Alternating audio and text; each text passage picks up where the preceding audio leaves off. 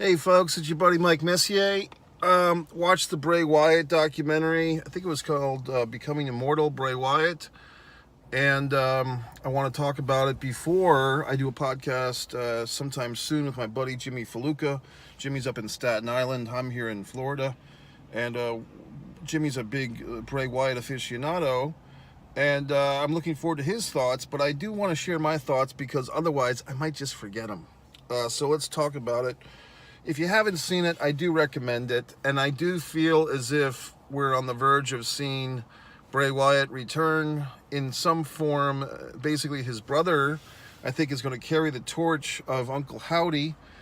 Basically, if you watch the entire documentary and you stick around and watch the end credits, you see a lantern kind of glistening, and then you see basically a foreshadowing visage of Uncle Howdy, which was the guy we knew as Bo Dallas. And I think that would be great. I mean, I think the documentary basically is from the perspective, in some regard, from Bo Dallas, the younger brother of Wyndham Rotundo, and how much it meant to him to be his brother's brother. And of course, we know they are the sons of Mike Rotundo, the nephews of Barry Windham, and also Kendall Windham. We forget about Kendall sometimes. And also the grandsons of Blackjack Mulligan. And what an esteemed wrestling family. And we get to meet this family in ways we haven't before. We get to meet Bray Wyatt's mother. Obviously, she's Barry Windham's sister. Barry Windham was one of my favorite wrestlers. Folks, I've been watching wrestling so goddamn long. I saw Blackjack Mulligan wrestle in person, okay? I saw his son wrestle, I saw his son-in-law wrestle, and I've lived through the entire life of Bray Wyatt. And it seems like in this gentleman's 36 years, he did accomplish a lot. I'm not going to give the whole Bray Wyatt history here. Watch the documentary. And, you know, WWE, for all its faults, and there are many, they do a nice job of reflecting upon a recently passed compatriot. We've seen over the years many Eddie Guerrero retrospectives paying homage. Even the Von Erichs DVD they did 15 years ago was very well done and respectful. This one, I don't know. I mean, for the modern fan, for the young fan now, this is going to hit you hard, folks. For the young wrestling fans, welcome to the club. You know, for the fans that have been around for a while, we've seen our Eddie Guerreros come and go. We've seen our Brian Pillmans come and go. The Von Erichs, obviously. Bruiser Brody. We've seen, the Grand Wizard of Wrestling. We've seen these characters or these people that you build a bond with. Obviously, it's a one-way bond for the most part. They're on television, we're watching, or they're in the ring and we're watching. But there is some give and take, and probably in pro wrestling more so than any other sport or activity or traditional film stars or TV stars. There's quite an interaction with all the conventions and autograph signings and just the nature of pro wrestling. A good portion of the competitors or the people involved in pro wrestling were once fans themselves. It's just a different breed for the non-wrestling fan. They'll never fucking understand. So we go into this, and it kind of rips your heart out as we dig deeper into the doc. And when the family is describing the passing of Bray Wyatt, it's I wouldn't say traumatic, but I would say, if you've been through the loss of someone close to you, you're going to realize what this is like, what this poor family is going through.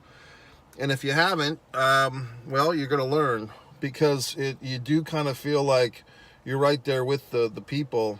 Bray's mom, his ex-wife, his fiance Jojo, the ring announcer. Bray had a total of 4 children, 2 with his ex-wife and 2 with his fiance when he passed away. And it's pretty traumatic, to be honest with you, because you do feel that you do get a picture, at least I did, coming out of this 2-hour documentary of what this guy was like in some regard. Did they sanctify him? Perhaps a little bit. And that's typical of when you do a eulogy or a documentary on someone that's passed away. For the most part, you concentrate on the good stuff. there's nothing you can say now to, help them improve their personality, okay, because they're not with us anymore. But like I said earlier, I mean, it does feel like there's some creative stones unturned here. And watching this thing, knowing that the WWE did not really do a whole lot with Bo Dallas, and they gave him this kind of weird, what was that motivational character he did? The Bo, you can do it, or Bo Dallas, or whatever the fuck. Basically, you feel like, yeah, I wouldn't really mind if Bo Dallas picked up the mantle of this horror wrestler from his brother. And it seems like the dynamic of the two was that, the big brother kind of led the way into a lot of things. And but Bo was right there with them, and for whatever reason, it kind of became almost a Randy Savage, Lanny Poffo thing, where, Bo was in the shadows of Bray, but Bo's still a young guy now. I guess he's probably 35 himself at this point, 34, 35, so he still has a good run left in him. And I just have a feeling we're going to see something at WrestleMania, to be quite honest. If not WrestleMania, the Monday night after at Raw. I feel like we're going to see the reemergence of Uncle Howdy, and they're going to take some of these characters, and with some of the people involved in WWE that we meet in this doc, the Rob Fee guy seems like he's on it, and the costume buddy of Bray Wyatt seems like he's on it, and it seems like this whole doc, in one way or another, is promoting Bo Dallas to kind of take over this legacy.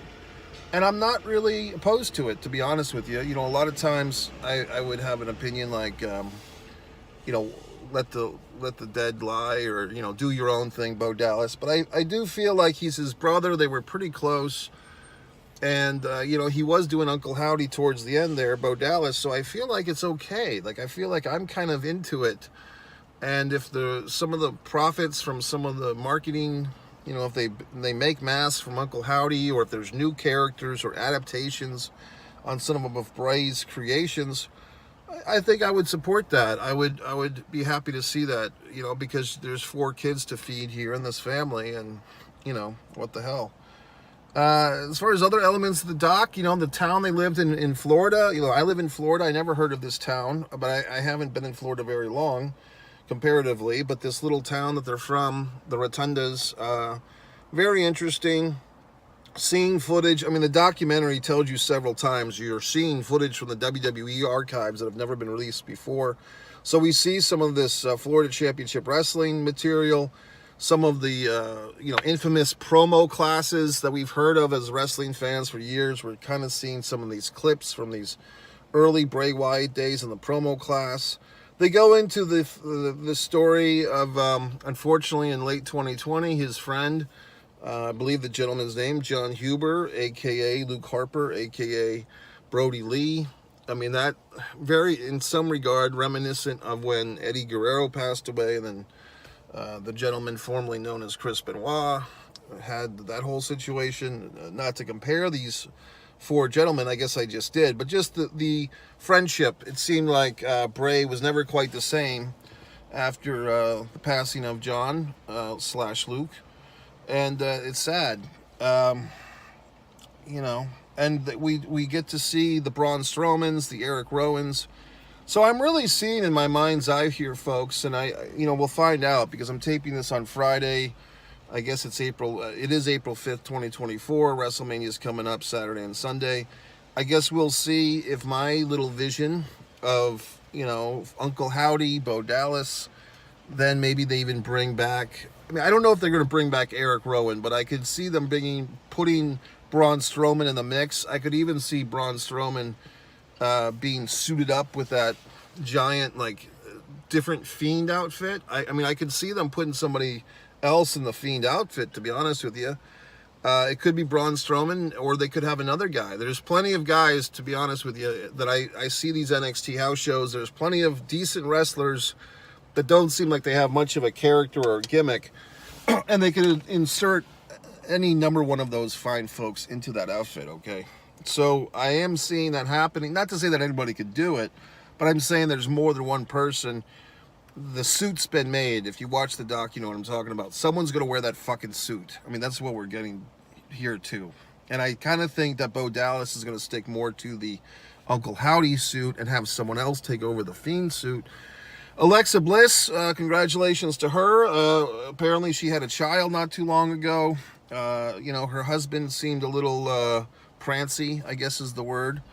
But yeah, they had a kid, so I mean, you know, good for her. But if Alexa Bliss, who's featured a lot in this doc, if she comes back, you know, put her back in this family, they could have some new creatures.